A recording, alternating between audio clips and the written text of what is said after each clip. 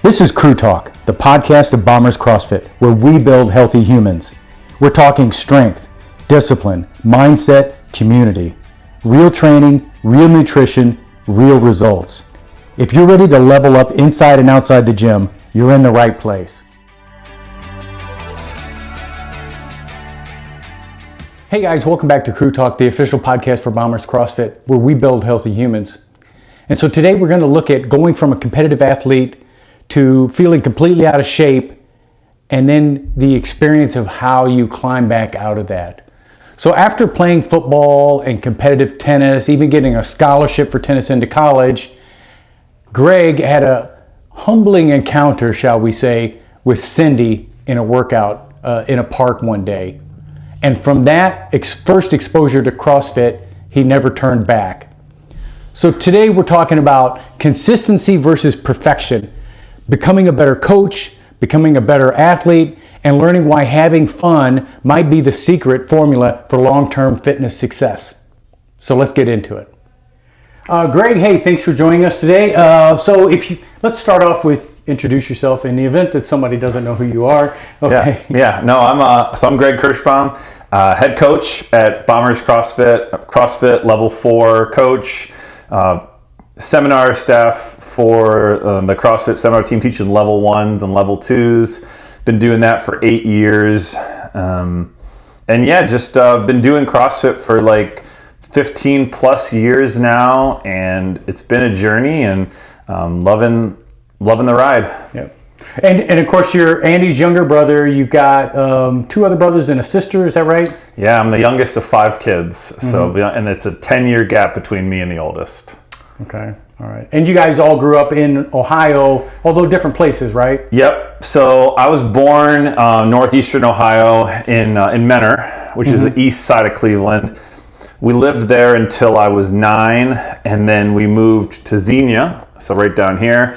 I was here from 3rd grade through 7th grade, and then we moved to Elyria, which is the west side of Cleveland, and then from there, we lived there throughout my high school journey, throughout college, throughout my time in law school. My parents still lived there, and then really it was a couple years after law school in 2013 when Andy said, "Hey, I'm going to open up a CrossFit gym. Would you want to move down from Cleveland and help me run it, help be the head coach?" And I didn't have a career that I was passionate enough about to not say, you know what, sure, let me pick up and move. And when we moved down here, I actually lived with Andy for the first 6 months. Just moved into his house until I kind of got on my feet and found an apartment and like a normal job. Because, as you know, CrossFit in the affiliate for like a part-time coach is not like a full-time career, like pay your bills endeavor, right. At least at that time. And so it was kind of a wild ride, but yeah. So let's talk about this. So what is it? Give us a quick background. What was your athletic career before you started CrossFit? Yeah. I mean, I guess as a kid who grew up with 3 older brothers and a football coach for a dad, we played a lot of sports. And I grew up being active and playing at everything that you could do. I gravitated throughout schooling towards football and tennis. My dad being a football coach, I wasn't as good at that. My brothers were better, but I played football through high school. And then I got a college scholarship to play tennis at Walsh University. And I played tennis pretty much up until really when I started doing CrossFit a lot. Like, I didn't have a lot of people I was playing tennis with, and that went by the wayside. But that was probably the main sport that I was really passionate about growing up. And so how was your life after college and after law school? Well, I would even put law school into this bucket. So through college, sports kind of led the way, and I was super active. And then when I went to law school, and there's no more college sports, there's no conditioning, there's not practice, there's nobody you're not gearing up for an event or anything. I did a lot of reading. I did a lot of studying. I drank a lot of beer, and I ate a lot of fast food like Taco Bell, pizza, stuff like that. And I gained 50, 60 pounds. Yeah. And so when I got out of law school, it didn't happen in like one day. So like you don't really realize like in any one given moment that you're getting out of shape. When I got out of law school, I was like 275, and then Andy and my other brother Mike, we were on a vacation. They're like, hey, why don't we go out and do this workout? They had started this thing, CrossFit, and they didn't live near me. We were just getting together for a vacation, and I was like, you know what, I'll go hang out with them. And so we went and did this thing, CrossFit, and they were like, hey, you know what, why don't you try doing these pull-ups on these rings? Can you do 5 of these? And obviously I couldn't. I needed to scale it. They're like, can you do 10 push-ups? And I couldn't. I went from the knees and kind of wormed my way down and up. And then they're like, how about 15 squats? And, range of motion, I'm sure was very poor. But then they're like, hey, why don't we just keep doing this for like 20 minutes? Oh, and lo and behold, there's this workout called Cindy that I got tricked into doing. And, I might have only gotten 5 rounds in 20 minutes and couldn't even walk afterwards. So yeah. It was crazy. It's an eye-opening experience, isn't it? I mean, and so they were at the same time crushing it, and they did we were at a park. I remember the basketball hoop, they were kicking up against the pole and doing handstand push-ups, and playing around. And I was just like, oh man, I feel like a bum right now, But it was cool, and it was kind of eye-opening. I'd never been inverted. I'd never handstand. I'd done a somersault before, but gymnastics was not something that it was like mainly required in football and tennis. I was good at like running into a wall real fast. But other than that, no, it was. How was your first handstand? Well, it was a journey to get there. So my first handstand. I got to the point where I could do like the wall walk, where I was strong enough to hold myself up and do like a wall walk, but to kick up against the wall, it was probably 6 months in my CrossFit journey. And what would happen, and I remember pretty vividly of like, I didn't have the body awareness to like what my body does when I kick up. So my hands would be down and I would kick my feet, but my head would stay forward. I wouldn't let my hips go over. And so like my head would kind of run into the wall, overextended. And I'm like, I don't know how to do this. Meanwhile, the coaching at this time was, people were still learning. And so it's a lot of, no, just kick harder, or just, no, hey, watch how good I am at this. Yeah. And so could be more frustrating than anything else. But I don't know what actually clicked on it, but I think just the frustration and wanting to keep trying at it, eventually you kind of feel that first one. Maybe it's almost like when you hit your first really good golf shot and it feels real clean. You're like, oh, that's what it feels like. Yeah. And then just keep practicing from there. But handstands were and gymnastics in general have been a journey for me. Yeah.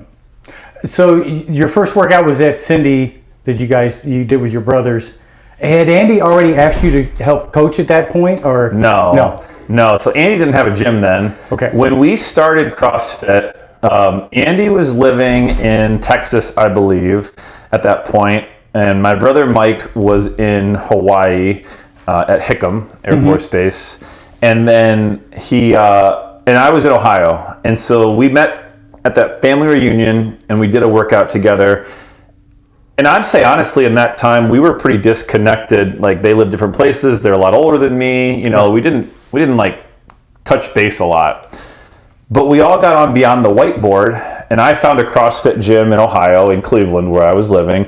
And they were doing CrossFit in their garage. I think Andy probably went to an affiliate, some too. And we got on beyond the whiteboard, and at the time you could create a gym on there, like almost like connect people together. And so they created Bombers Fitness. And honestly, because Andy was a bomber pilot, so there was no Bombers CrossFit yet, but there was Bombers Fitness, and and we logged our scores, and like I'd see what Andy was doing, I'd see what Mike was doing, and they'd see what I was doing, and they'd be like, oh, that's cool, like how about this? And we'd like each other's workouts and do stuff like that. And we did that. That was in near the end of 2011. And then into 2012 we were doing that, and then halfway through 2013 was when Andy decided to start the gym, join the Air National Guard, and move to Dayton, where now he wasn't going to have to be moving every 2 or 3 years. Right. I got my level 1 in 2012, so I basically had a year and a half of coaching under my belt before we did that process. Okay. All right. It's interesting you talk about beyond the whiteboard, because that's kind of like CrossFit in the beginning. That's the way it was. People would post their times and their scores on like a website or something, or in a chat room. And CrossFit.com's leaderboard was the comments section. Right. The workout got posted on CrossFit.com, and then you'd go to the comments section and you'd see like 100 or 200 people posting their times and their scales and what they did, and like that was the leaderboard for a long time. Yeah. When I started on the base, we actually had a whiteboard. I mean, it was just a whiteboard that was leaned up against the wall, and people would just write on it, and then the next day they would erase it. And we did that too at my first gym I went to, only they had a big wall of whiteboards, and so you'd do Monday through Friday. And so like each board was like a day, and you'd keep the whole week up there and erase it at the end of the week, which was kind of cool. Yeah. So you did that first workout, but you were committed at that point. I mean, it just appealed to you immediately, or? It kind of did. So what happened was, much like a lot of people's experience, I had trouble walking on stairs for a few days afterwards. Like my arms didn't work. I was like, oh my gosh, like what is going on? Like clearly something's wrong with like what I've been doing, that I'm completely like wrecked from this. And I played sports and stuff growing up, so like hurting, quote unquote, and going hard, like I enjoyed that. That was a fun thing for me. It felt competitive. So when we came back, the vacation we were at was in San Diego. When we came back home, like I just went online and I searched like CrossFit gym. There weren't millions of them there are now, but there was one 10-15 minutes away from my house, and they did twice. They advertised an on-ramp, and I forget how often they ran it, but they advertised an on-ramp, and I remember being like, you know what? It's like today. And so like, I was like at this time, and so I kind of showed up.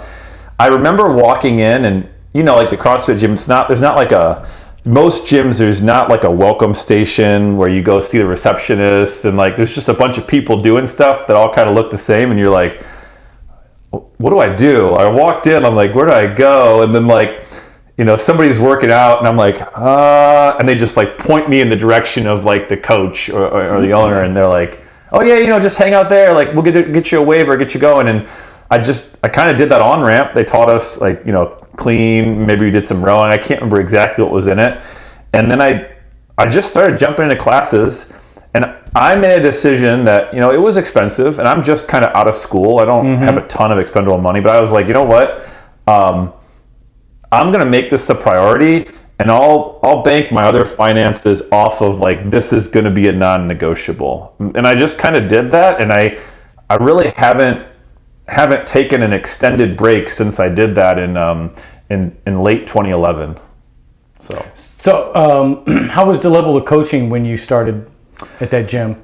Probably better than it is some places. The affiliate owner there had been a games competitor, like nobody like really well known. Like it was like in 2011 made it to the games and was like really low on the field, and then never really competed anymore. But they took an interest in it, and then enough that I think it was better than it could have been. They tried to bring in some Olympic weightlifting coaches from time to time. So I feel like it could have been a lot worse, but it's nothing like it is now, where there's so many resources available to make you a better coach. Most of the learnings happened, just from you had to go and search out ways to get better at coaching versus it being so like at your fingertips. Right. Yeah, it's definitely the development of resources, videos, things like that. Is really helpful now. So what so you joined that first gym. How long did you do that before you guys moved down here? Was it? So that I joined there in like late 2011, maybe like close to fall time of summer of 2011. I worked out at that gym for 6 or 8 months. I actually then joined a different gym, and I was there until I moved down. So that would be late 2011. I moved down to Dayton in a little before Halloween of 2013. Okay. So started 2011, got my level 1 in March of 2012. Coached all through 2012 and most of 2013 there, and then that was when we moved down here. Did you start seeing results immediately, you think, in CrossFit, or? Immediately. Yeah. Immediately. As far as like strength, as far as like coordination, as far as endurance. When I started, I couldn't do a pull-up. I had to use like the bands and the rings for pull-ups. Mm-hmm. When I started, I couldn't do an overhead squat unless it was just the PVC pipe, and it was pretty ugly. Like I had to be able to like really support the weight. When I started CrossFit, there were the things that I was okay at were like muscling through a power clean, or it's like some very simple grunt work. Mm-hmm. And that's kind of like the football background of like right. Just put your head down and like be kind of like athletic strong. But the coordination aspect changed a lot, and then the full body movements, just my flexibility got a lot better. I got that first handstand in like 6 months. I also, like I said, I didn't have a pull up. Mm-hmm. In that 6 months, I also got a ring muscle up. So it's like I went through like not having a pull up to getting a ring muscle up. Not a great one, but I had one in about 6 months. Learning the kipping pull up. I probably spent a good 6 months. That first 6 months was was a lot of changes. Like used a lot of like empty bar squat snatches and overhead squats. Mm-hmm. A lot of that flexibility and coordination were a lot of the big unlocks that you don't do if you don't practice. Like in real life, you're not required to overhead squat. But if you can overhead squat, man, it unlocks so much like potential in how you can move your body and do other stuff. Mm-hmm. So if you just sit behind a desk, yeah, you're going to lose a lot of that. And then the only way to really gain it back is to practice those movements. So do you feel like you were moving from like mainly scaled to more frequently RX? Yeah, and I was probably in that intermediate to where I could do a lot of the RX movements, but the rep schemes made it so that I had to scale them in workouts. Mm-hmm. Like, for example, Isabel. Like, yeah, I could snatch 135, but if you asked me to do 30 snatches at 135, it was like a 15-minute workout. So, yeah. Like, I would do Isabel at like 95, 105, something mm-hmm. like that, to feel the intensity behind it. And so I had a lot of workouts that were like that. And as a new CrossFitter, and like even like the intermediate level, you start to think you can do more than you can. And so you look at a lot of CrossFitters, you're like, oh, I can do a muscle up. I can probably do, no, you can't do 15 in a workout yet. Yeah. You can do 5 or 6, but you start to realize how much the compounding of multiple movements together, does. Like today's workout at Bombers is a great example. Mm-hmm. Muscle ups, a lot of people have them for like a few. You do 21 power cleans at 135, and all of a sudden you're like, I've been pulling on the bar, mm-hmm. and I've been gripping it, so my forearms are pretty smoked, and now I got to hang from the rings, and I got to pull on the rings, and you're like, there's a lot of carryover that you don't realize behind those two. Now, did you have coaches that helped you make that decision that, like for Isabel, I can do 135, but I shouldn't do this workout to feel the intensity. I need to do 105.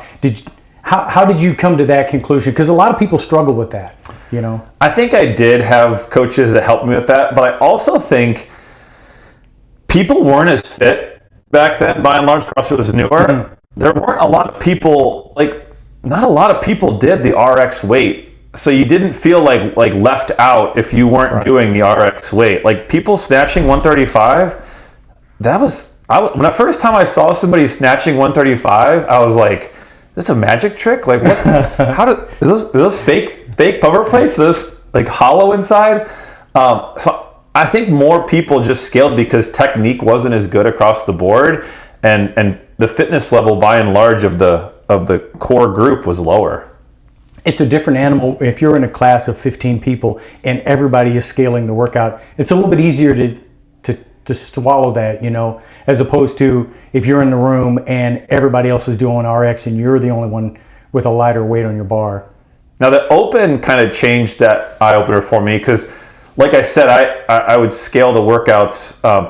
But the open that year in 2012, they had a workout that you had to do 30 snatches at 135, like in the middle of the workout. I remember that one. And I wanted to put an RX score in, and it's 10 minutes to do it, and I got through all 30 of those, and that was the first time I'd done that. And so, while yes, I think 90% of the time, if you scale the workouts and you feel like the time stimulus and like the intensity, that's great. But there is that 10% of time that, like, when you just kind of throw caution to the wind and you're like, I'm going to go for it, that sometimes you're like, oh, okay, now I know what this feels like. Like, it's not wrong. It's only wrong if you like always do that and then you just blow time caps every time you do a workout. Yeah, I mean, there are times for it, I remember that workout in the open because it started at like 75 pounds. Jumped to 135. And then went to 135. 60-pound jump, like, oh my goodness. I did the 75 pounds and then I had like maybe 4 minutes left to do 135. And everybody, I mean, this was on the base, there were probably 10 or 15 people standing around me in a circle and they're all cheering, chanting my name, and I'm like pulling the bar and dropping it, and they're like, so it was like, oh.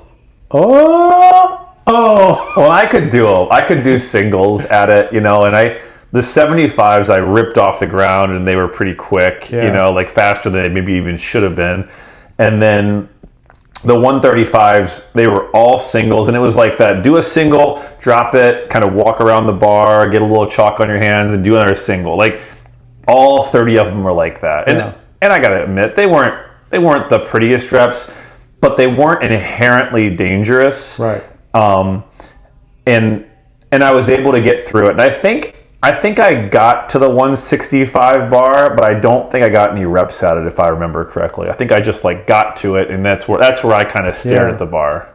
Yeah, that was the thing. It went 135 and 165. And then 210 was the last weight, which at that time I'm like, man, again, like, these aren't real people that are snatching 210. Like, that wasn't a real number to me at that point. No.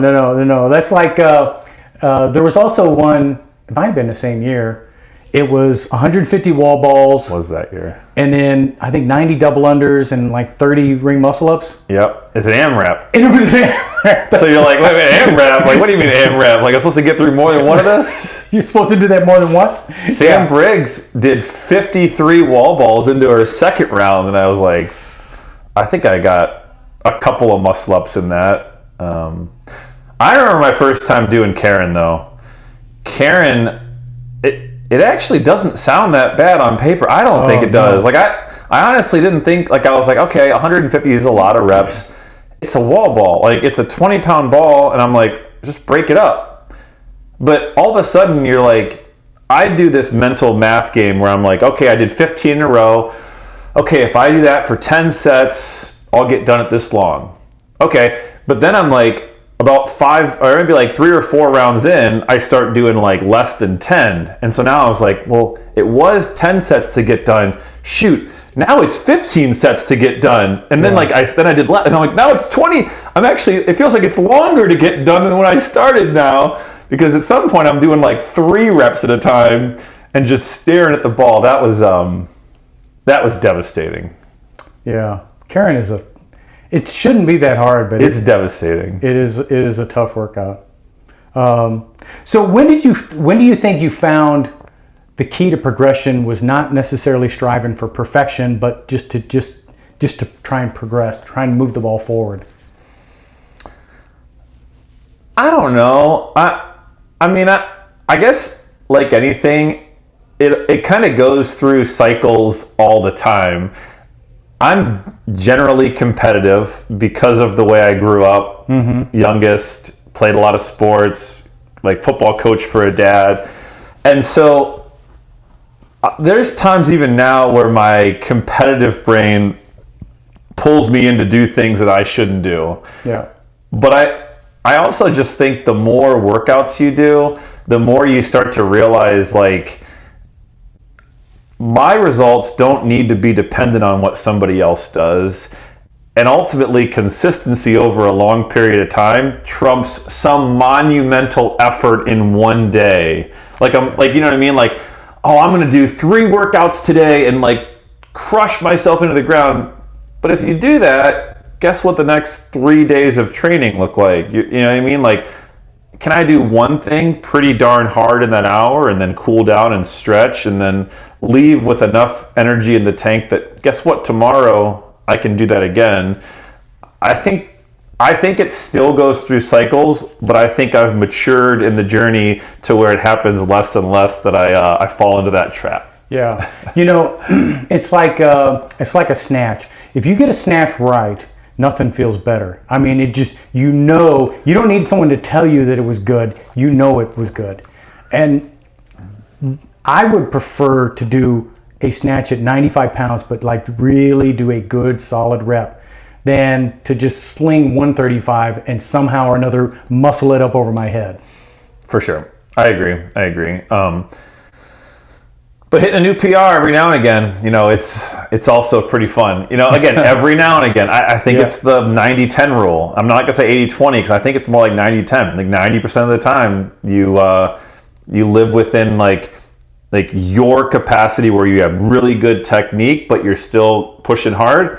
And then 10% of the time, like you kind of throw some caution to the wind and you go for it. Yeah. Put an extra set of 10s on the bar and see what happens. Yeah, you know, maybe you blow the stimulus, but you know, whatever. I mean, so do you think that some people really chase that PR bell more than consistency? I mean, oh yeah, I think there's human nature in that. I also think that's where the education piece from our coaches goes a long way. In that, what's going to make the most progress for people over time? Today's a good example of the ring muscle up. You know, it's easy to be like, I want to do muscle ups because because I can do them, and no matter how long it takes, I'm gonna get those. Well, I'd argue that there's more value to your long-term journey in scaling back. Maybe you do ring muscle ups, but you cut the number down to where you can now feel that back and forth, because there is something to that, like, oh man, this grip on the bar, this like picking up the bar when you're still tired, oh, being a little out of breath when you're doing this, that carryover between them that you miss out on if you're like RX or bust. Yeah. The first time that I really felt a true Fran was when I've told you this before, when my buddy said, hey, I challenge you to do Fran at 45 pounds with kipping pull-ups. 45-pound thrusters, kipping pull-ups.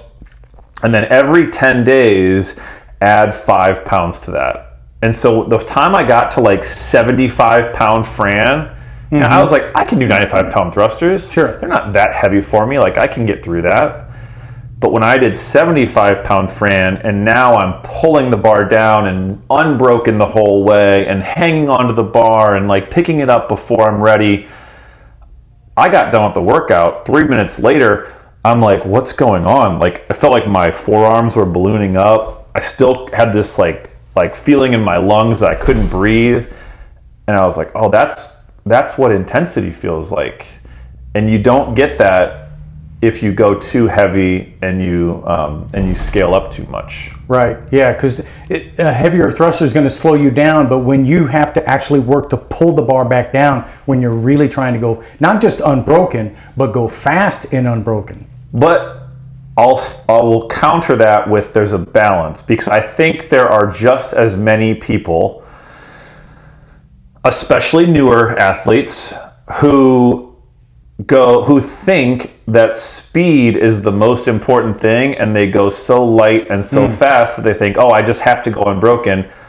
I want just as many people to also understand that, hey, I'd rather you move well at that moderate load that you have to think about for a second, that you have to like get your legs to really drive to move the bar. Because if you also just go too light and you think it's only speed and it's just your time on the leaderboard, then I think there's a sweet spot in the middle, and that's the coach. The coach is guiding you towards like, hey, go a little heavier on that. I thought you did a great job today. Telling some athletes, hey, try a heavier weight in the warm-up. See what it feels like. And then I'll help you decide if you want to go lighter or if that looks right for the workout. You can go wrong both directions. Yeah, that's right. I think that's the art of coaching. There's the mechanics of, I can teach the person a movement. I can give them the right cue if they have a fault and how to fix that fault. But the art of it is trying to get that person dialed in so that they really feel the stimulus for the day.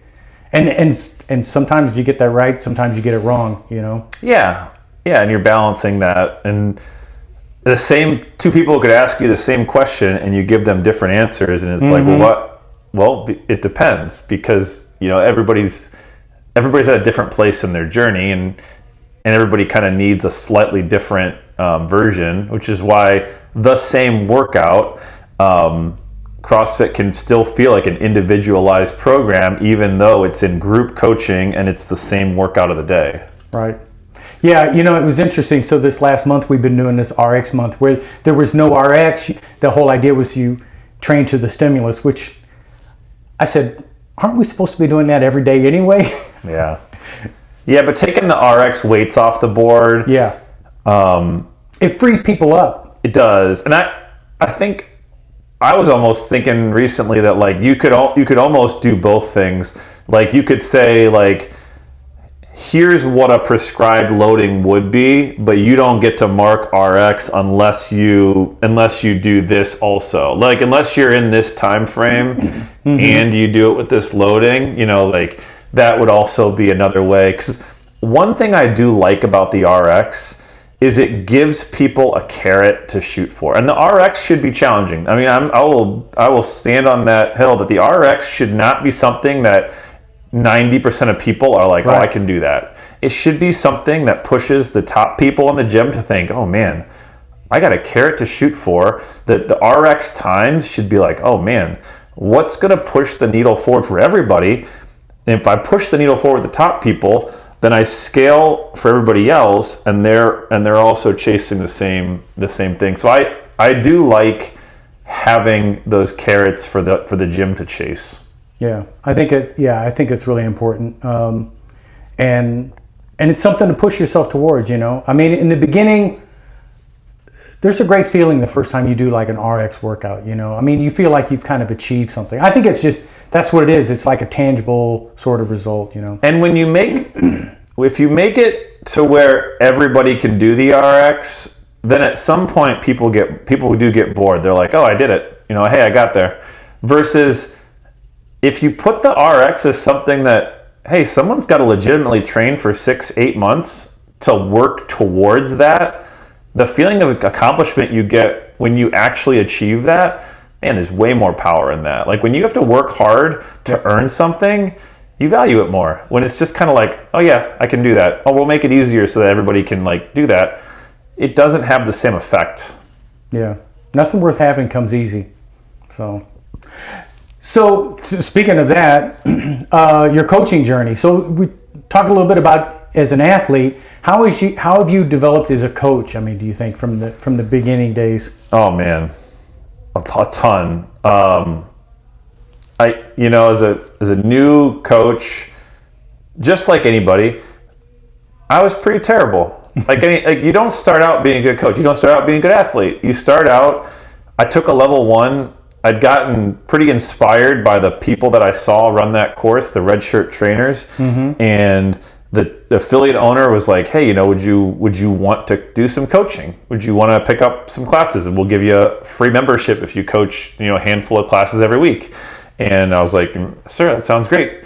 So I did that, and I sucked at it. But the more practice you get at it, you start to improve. And then I got around trainers like Andy and I both thought it was pretty important to be good at coaching, and so we thought it was important to go take our level 2, and then we thought that it was pretty important to take specialty courses. And I think that where one of the biggest changes happened was when I took my level 3, passed my level 3, and then got the opportunity to intern for seminar staff. And so the seminar staff is those red shirt trainers that run the courses, and to me they felt like superheroes. Watching them, you're like, man, they're so good. It's almost like unbelievable. They see everything. They're really charismatic. They're really good speakers. They're amazing athletes, good presenters. And so they were like, hey, come out to one of these courses and wear this black shirt, and you can help out in the course, and we'll kind of evaluate how you do coaching people. And I went out there and I was so nervous, and I had this pressure, and I was like, those times when you're super nervous, I think are really valuable in your development. Put yourself where you're uncomfortable. I kept doing that. I went there and I got to be around these people that I looked up to and that I wanted to learn from. And so when I got on the seminar staff, it was like every weekend I'm around these people where I'm nervous and I'm getting pushed and I'm getting critiqued and evaluated on my coaching. And so I in turn brought that back and was like, well, hey, let me do the same thing for our coaching staff. And I think that was probably the biggest point where we made a stake in the sand of coach development and evaluation and improvement is going to be one of the big things that we stand on. And that that was 2018. So I'd been coaching 5 years ish, something like that, before that happened. But it made a huge difference, and I'd say it still continues to do that over time. That's a key thing, isn't it? I mean, just in the same way that we observe athletes do a rep and then you give them feedback on that rep, the coaches need the same kind of process. You have to observe the coaches and then give them feedback on how they manage their class, how they taught the movements, whatever. Yeah, and it's hard because as a coach, you don't regularly have somebody over your shoulder watching you. The athletes in the gym, their job is not to know whether or not the way you're coaching is, that's not what they're trying to do, is look into how you are coaching. Their job is to move better, to take coaching and to get their workout in. And so we try to find ways with getting together once a month as a small group and doing small group coaches training amongst ourselves. We, when we have another coaching class, a lot of times we'll try to have a little sidebar afterwards, hey, what did you think as far as coaching goes? But having feedback as a coach, I think, has been a big unlock that we've just kind of pushed more and more. And I'll say, obviously, I'm biased, but I think it's what sets Bombers apart from a lot of other gyms. Yeah, I agree. And getting that feedback is essential, I think, to your growth. But sometimes it's hard to take. It is. It's hard to give too. I'll be honest. The skill set of telling people what they're doing wrong and how to improve. For me, I'm pretty non-confrontational in life. I don't generally put myself in the middle of things to try to I'm not the online argue in the comments section kind of a person. But I've had to get better at just being straightforward and telling people, hey, this is what I see, and hey, here's some things that we can do to make it better. And ultimately, I come back to if I didn't care about the quality of what people were doing, I wouldn't tell them anything. But it's because I care, and it's because I care about the coach and about the product, that I'm hey, this could be better. Right. Oftentimes people think like it's a bad thing if I tell you you're doing something wrong. It's like, well, no, I'm telling it because I think you can genuinely improve, and I want what's best for you. Yeah. How would you describe your coaching style then? Yeah, and I guess I don't really ever try to define it in my head. So this is kind of a question that I try to be relentless on the basic fundamental points performance. Like try to build a good foundation for everybody, and that means that a brand new person, it doesn't look the same, because somebody who's experienced, I'm going to like nitpick on more. Somebody who's brand new, I'm going to have more buffer for. But I want to build everybody's foundation. I also think that while I am pretty loud as an individual, I try to lean on being loud but being positive, and trying to encourage the things that I like about what people are doing just as much as trying to correct the things that they're doing wrong. I think if people don't hear what they're doing well, they're going to get real frustrated real fast, and it's no fun to do that. Yeah, if you've ever been that person in the middle when someone's like digging at your reps or something, and you can't fix it because you don't know what they're saying, Sucks. Yeah. And which comes up another point about coaching, you've got to be able to cue the person. It doesn't matter whether you've got the perfect cue. If the person didn't execute what the correction you wanted, then it wasn't a good cue, right? Yeah, and there aren't really like good or bad cues, but you have to be able to evaluate, did I get the result? And if I didn't, then just be honest and then try something different. Yeah. The same cue repeated over and over again. I heard Andy say it recently that like, hey, guess what? That's the definition of insanity. Saying the same thing over and over, expecting a different result from it. And it plays true in coaching. Yeah. I can say squeeze your butt as much as I want, but if it's not creating change, I need to figure out something different to try. Yeah. How do you find the balance between pushing an athlete to do more and encouraging them to where they're at? Depends on, there's some psychology in that, as far as like when you are coaching somebody, reading kind of like nonverbal cues, you can kind of see like frustration, you can kind of see like fatigue. So if someone looks kind of beat down, maybe I ease up on them a little bit. Maybe seeing what they've done recently. I don't like if people are doing the same scaling over and over again. So if maybe they've done it one way and they've kind of been stuck in this, hey, I've gone faster consistently, I've gotten you. Hey, today, let's do less reps, let's go heavier, let's try to feel out. And so it's kind of a, what haven't they done? What do I feel in the moment might have more benefit for them on that day? And the warm-up is going to determine a lot of that when I'm watching them move, when I'm seeing what their competency is. And again, like, what's their mindset look like for the day? So what are your goals as a coach? What are you wanting people to achieve or what do you want your athletes to get out of the class? Honestly, I heard this recently and it resonated, and I'm just going to steal it from a friend of mine. But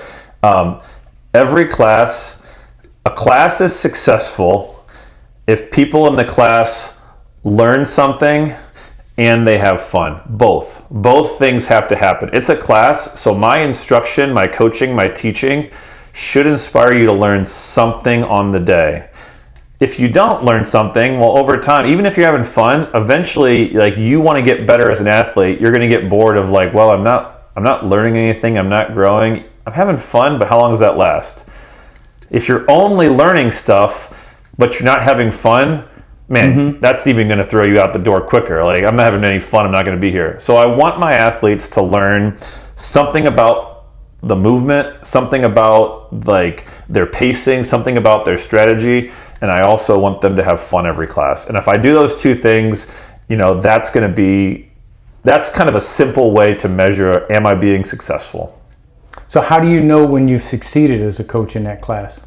Check in with people, and not necessarily like asking them that question, but throughout class, I should be able to say everybody's name several times. I should have a good idea of how people are scaling and feel like I helped guide them towards those options.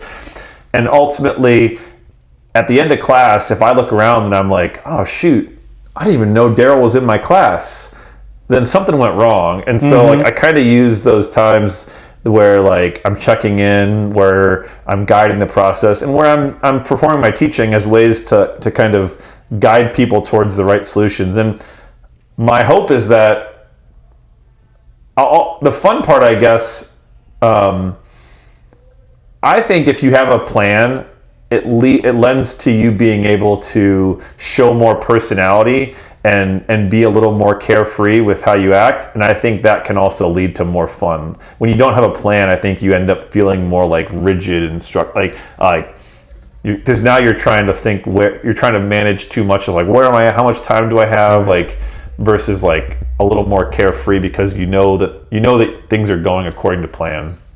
Yeah, I know I have to have my timeline so that I know that I've got some flexibility. Then if I decide, hey, this particular skill is going well, I want to spend a couple more minutes here. I know that I've got the time to do that, Yeah, for sure. So that's why, sometimes I see some coaches and they leave the clock running like on the stopwatch. And so it's like, how do you know what time it is? That's why I wear a watch. I can't do that, It's like, that's why I wear a watch. I've got to know how am I at in relation to my time hack, Yeah. So big classes or small? They're both cool. Big classes are great. They have a ton of energy. The downside is I find it harder to feel like I really connect with everybody. And when I think big classes, like 15 plus in a class. But small classes, well, hey, the ROI is not as good on a small class. But sometimes it's really fun to just dig in as a coach and get those really long one-on-ones with people where you're like, you can work on more nuanced things. You're like, you can deviate from the plan and think, hey, you know what, let's throw that out the window. Let's just work on this thing, this skill piece, and then, tie that in more. I think they're both valuable and they both have a little bit different skill set, but if it's like a heavy day, I kind of like the small class heavy day where, again, you're more like technique focused and kind of guide people more. So you've worked with a lot of the OG coaches on seminar staff. What's the best lesson or the best tip that you've stolen from one of those coaches?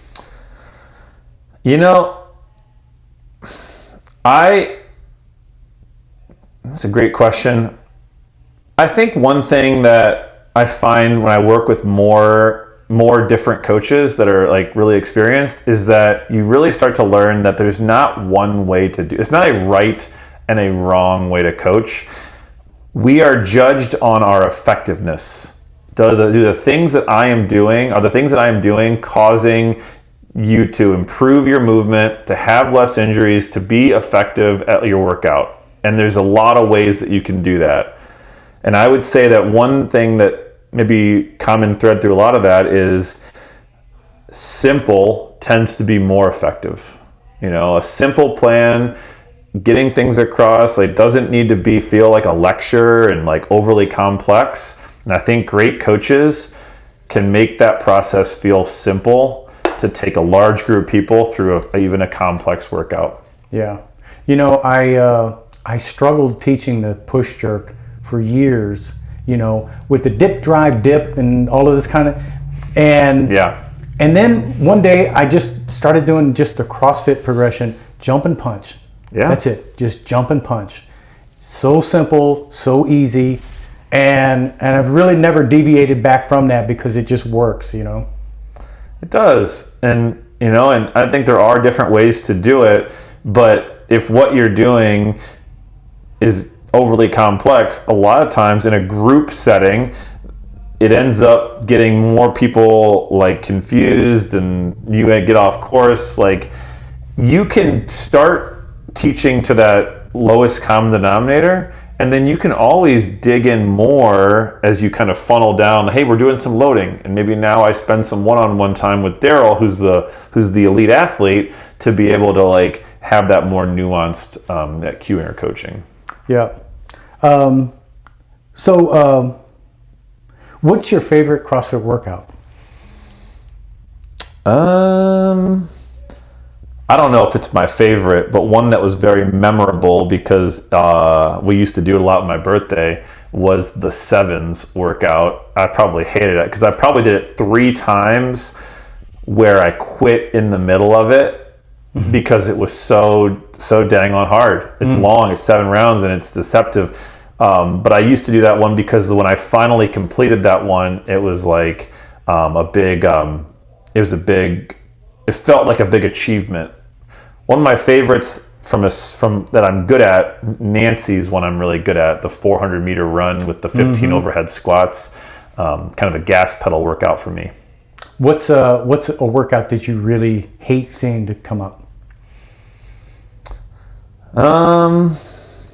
You know, a lot of the simple named workouts are really hard. Like the Frans and the Dianes, I love them. They're great for fitness.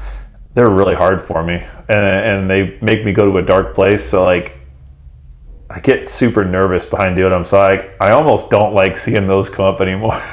I say it's the workouts that if you've got 3 or 4 results all within about 10 seconds, you know that's It's nerve-wracking on days now when I see those. Yeah. What's the best piece of coaching advice that you've ever received?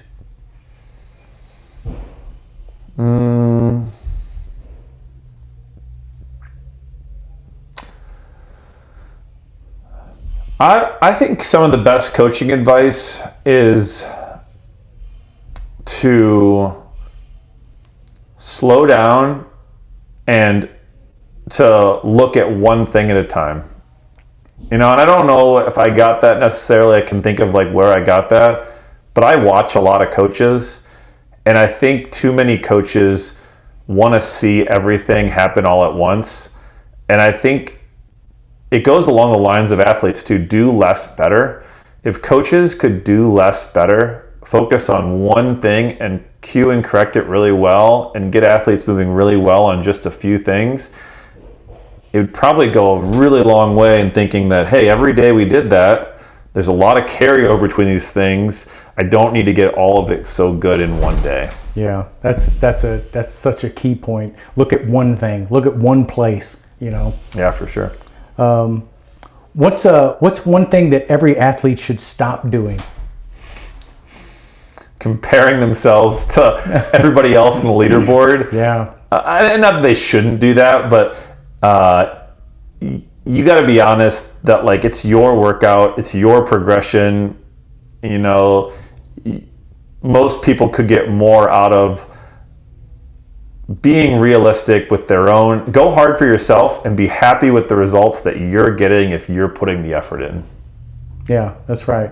What somebody else did has no bearing on your workout. Yeah. What's one thing that every athlete should start doing? Every athlete should spend more time.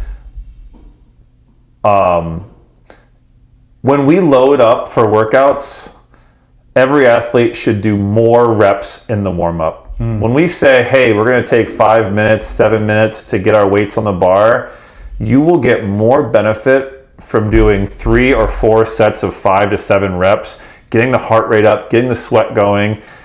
Too many athletes are like, I'm going to go right to the working weight. And I do it sometimes, but like I don't do it if that's like 80% of my 1 rep max. You know, like you need reps at lighter weight to dial in technique, to get consistency, and to get your body warmed up and prepped. You're not wasting like your strength by doing a few warm-up reps. Yeah, that's great advice. It's great advice that so few people take, you know. So in closing, what's one, if Bombers members who listen to this podcast, what's one lesson, what's the one thing you want them to take away from this, to remember from this conversation? I want them to remember that your coaches have spent years learning and gaining knowledge and have your best interest at heart. And so listen to them. They're there to help you, and they're there to guide you, and they're there to like avoid the pitfalls that we've already fallen into. So like the progression should be faster because the coach is there, and I would say like trust in what they're trying to help you out with. Greg, that brings us to the end. Right. I appreciate your time today. Thanks very much. Yeah, thank you for having me on. All right.